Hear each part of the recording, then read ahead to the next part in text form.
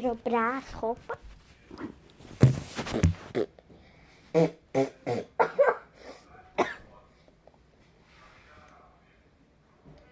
Essa roupa que eu tava hoje não tá suja? Eu não sei não.